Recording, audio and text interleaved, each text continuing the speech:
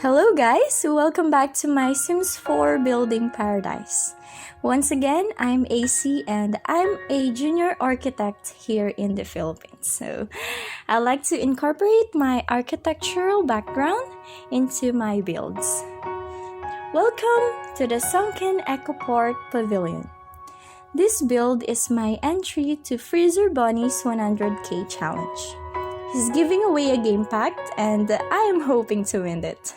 As you see here in the screenshot of the model that I made, so this pavilion is a recreation of my design of a chapel or memorial in my college days. And I imagine this Eco Park to be wider than its property line. Like disregarding the lot boundaries, it extends towards the surrounding nature. Like the river and the forest trees are part of this Eco Park. I want it to be like that. This community lot is fully functional and is so enjoyable to play in-game. My Sims love visiting here because it doesn't only have the characteristic of a park, but also of a lounge, bar, and restaurant.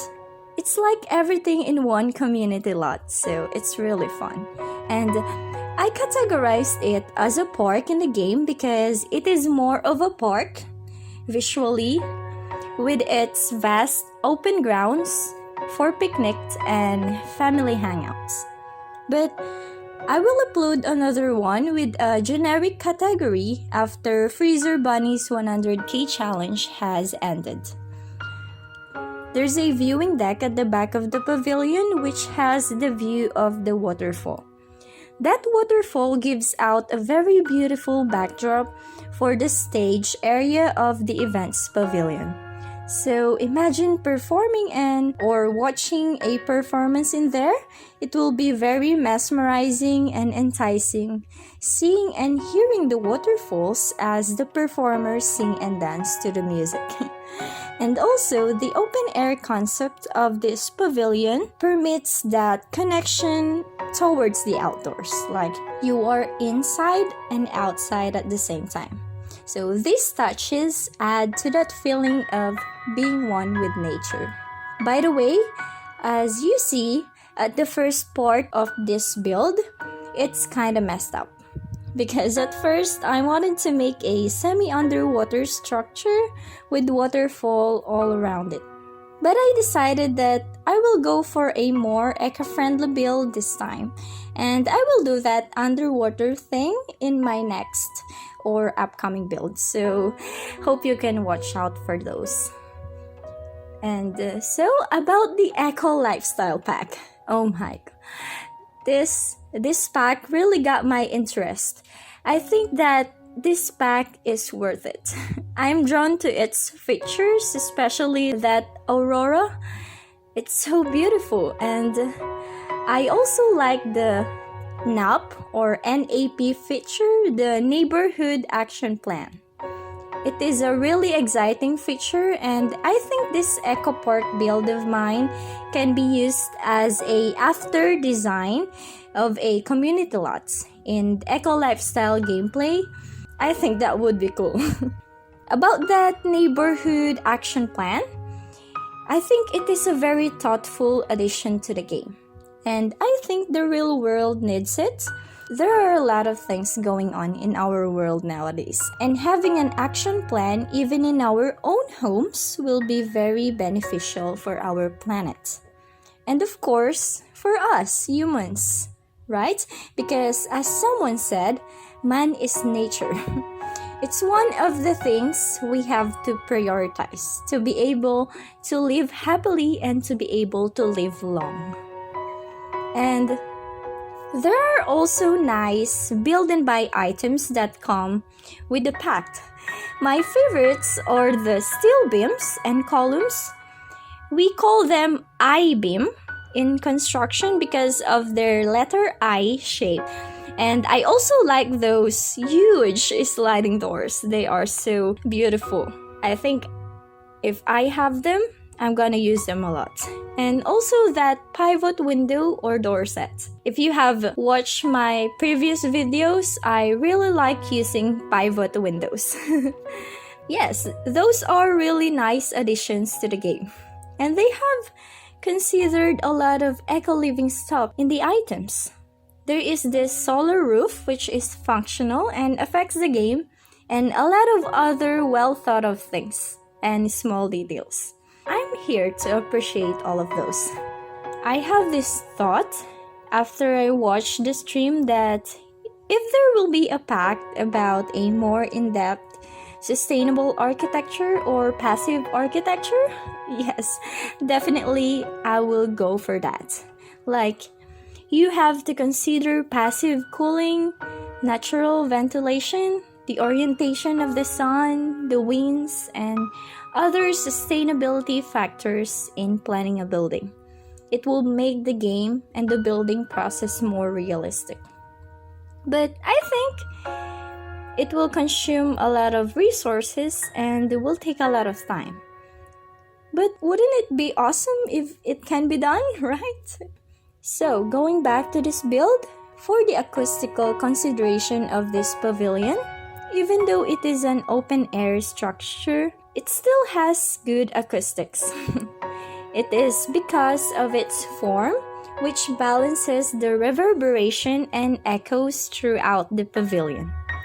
The material, which I imagined to be cladded with porous or perforated malleable sheets, in the inner parts of these parabolic pieces, will help with the acoustics of this events pavilion. And so, to make this build more realistically eco-friendly, I considered a lot of things. There are a lot of interesting features in this Eco Park. Starting off with the pavilion. The outer part of the structure is like a green roof. It looks like sloping terraces that sprouted from the ground, like they are embedded there and they have sprouted from there. And as you have seen, before I changed the textures of these roofs into a green one, they look like a dinosaur ribcage due to their white color and wide spacing. But now I believe it doesn't. Do you agree? It actually kind of reminds me of the design entry of Zaharid of a outdoor hangout extension of a school, I think, if I remember correctly. So it kind of reminds me of that because of its green roof color.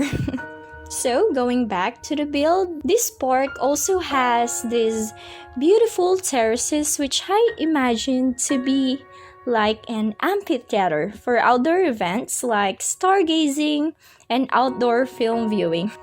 If you have the outdoor retreat pack, you can make this a destination lot. And you can place tents to camp here.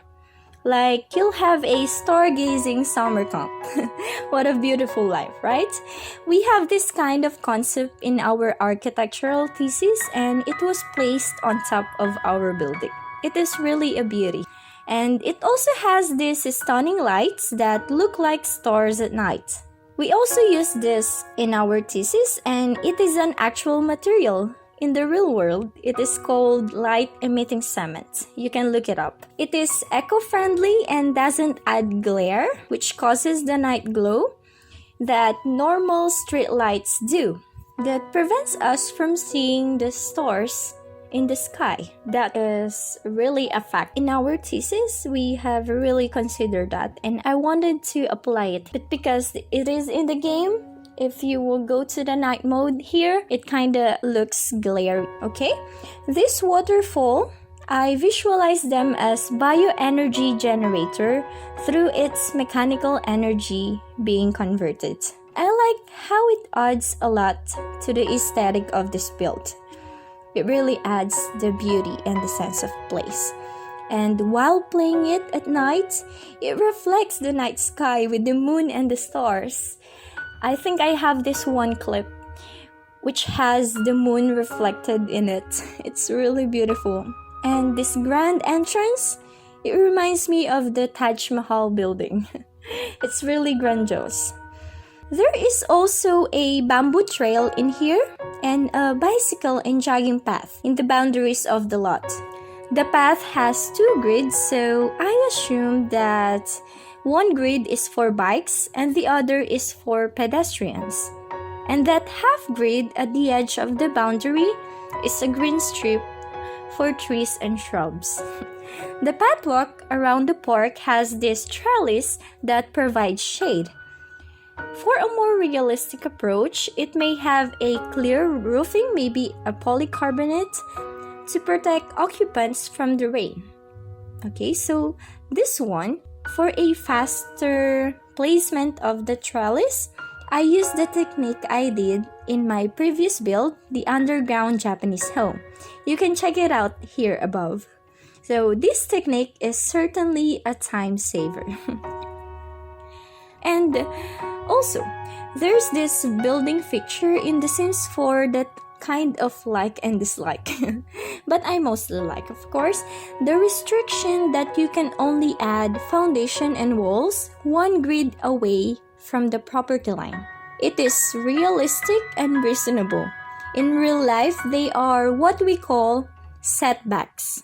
They are very important in a lot of factors in building a structure. First, we need them to prevent fire from spreading from one structure to another. That is why, if there's no setback, we have to provide this partition which we call firewall. It is a thick wall with the prescribed materials that are fire resistant in a certain rating. And windows are not usually allowed in these walls, but there are times that thick fixed windows are allowed just to permit light. And another factor is setbacks are needed for sufficient lighting and airflow. It is very important.